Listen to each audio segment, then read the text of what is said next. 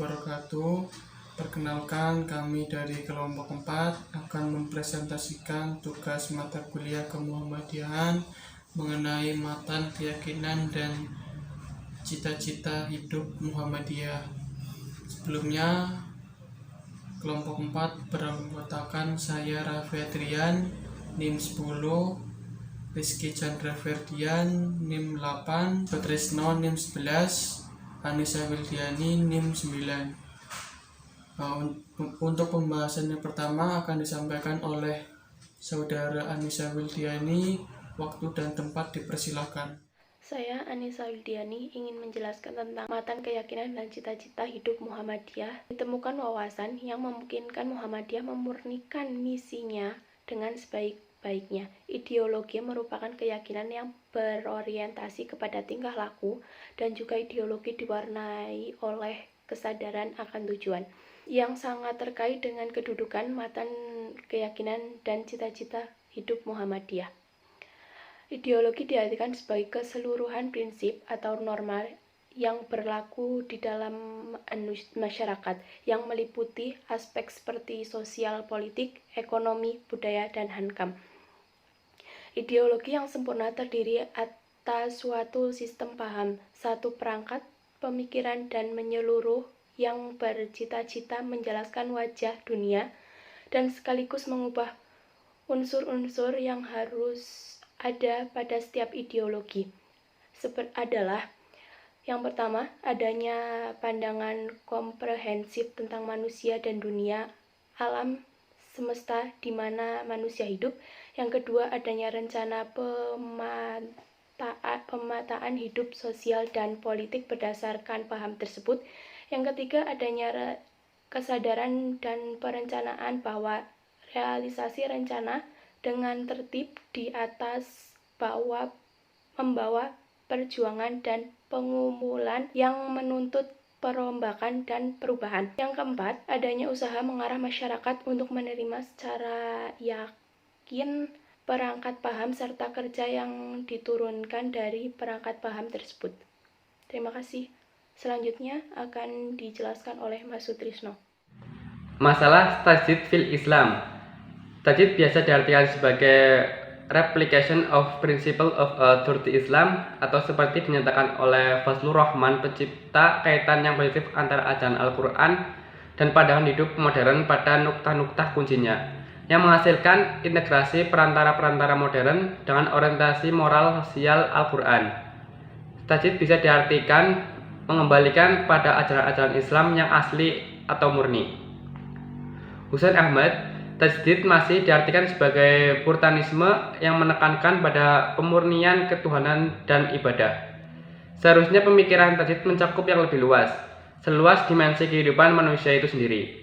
Dalam perspektif ini, Al-Quran harus mempunyai nilai praktis yang dapat memberikan arah pemecahan sosial terhadap tuntutan hidup manusia yang senantiasa berkembang dan berubah, baik dalam bidang sosial ekonomi, sosial politik, maupun dalam ilmu dan teknologi.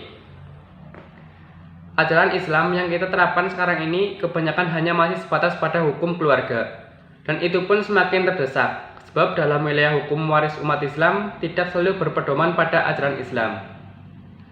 Dalam firman Allah sebagai berikut, Allah telah menurunkan air dari langit, maka mengalirlah air dari lembah-lembah menurut ukurannya. Maka arus itu membawa buih yang mengembang, dan dari apa yang mereka lebur dalam api untuk membuat perhiasan atau alat-alat. Ada buihannya seperti buih arus itu. Demikianlah Allah membuat perumpamaan yang benar dan yang batil. Adapun buah itu akan hilang sebagai sesuatu yang tak ada harganya. Adapun yang memberi manfaat kepada manusia, maka ia tetap di bumi. Demikianlah Allah membuat perumpamaan-perumpamaan. Quran Surat Ar-Ra'd 13. Dari ayat tersebut, Allah SWT membuat perumpamaan kepada kita bahwa yang benar dan yang batil dengan air dan buih atau dengan logam yang mencair dan buihnya. Yang benar sama dengan air atau logam murni. Yang batil sama dengan buih air atau tahi logam yang akan lenyap dan tidak ada gunanya sebagai manusia. Meskipun yang batil pasti lenyap, akan tetapi jika kebenarannya tidak terorganisir, ia pasti akan kalah oleh kebatilan yang terorganisir. Ialah tantangan yang berat bagi warga Muhammadiyah, apalagi dalam matan keyakinan dan cita-cita hidup Muhammadiyah. Saya Rizky Chandra Ferdian, NIM 08. Di sini saya akan menyampaikan bagian isi. Pada jurnal kemuhammadiyahan, keyakinan dan cita-cita hidup Muhammadiyah yang disempurnakan. Pada mulanya, matan keyakinan dan cita-cita hidup Muhammadiyah lahir pada waktu Muktamar Muhammadiyah ke-37 tahun 1968 di Yogyakarta, di mana pada waktu itu situasi Indonesia setelah tertutup dengan dunia luar pada zaman Orde Lama seolah terbuka lebar dengan Orde Baru. Pada tahun 1968, konsep westernisasi, modernisasi, sekularisasi, dan sebagainya masuk ke Indonesia. Keprihatinan para pemimpin dan pakar Muhammadiyah pada waktu itu yang melatar belakangi perumusan konsep-konsep Islam ini sebagai pemeliharaan alternatif versi Muhammadiyah yang kemudian disebut dengan matan keyakinan dan cita-cita hidup Muhammadiyah. Menurut Muhammadiyah, akidah Islam bersumber kepada Al-Quran dan Sunnah Rasul. Akal diperlukan untuk mengukuhkan kebenaran nas, dalam arti Al-Quran dan Sunnah, bukan untuk mentakwil ajaran akidah yang memang di luar jangkauan akal. Juga dalam melaksanakan ajaran akidah sesuai dengan ajaran Islam, bahwa sikap toleransi terhadap penganut agama lain tetap ditumbuhkan dan tidak ada pemaksaan ajaran Islam, akan tetapi tetap terus memberikan gambaran bahwa agama yang akan menjamin kesejahteraan hidup yang hakiki di dunia dan di akhirat adalah agama Islam.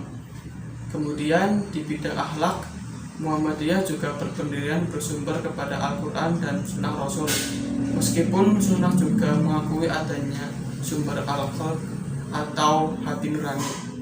Moralitas kondisional dan situasional juga tetap diterima dan dibenarkan.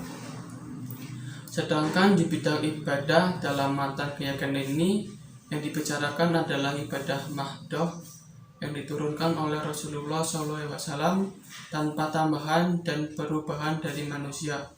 Sementara muamalah duniawiyah yang titik beratnya kepada pengelolaan dunia dan pembinaan masyarakat, tentu saja di dalamnya pemanfaatan ilmu pengetahuan dan teknologi serta pengembangan keahlian berdasar ajaran agama, serta menjadikan semua kegiatan tersebut sebagai ibadah kepada Allah Subhanahu wa Ta'ala.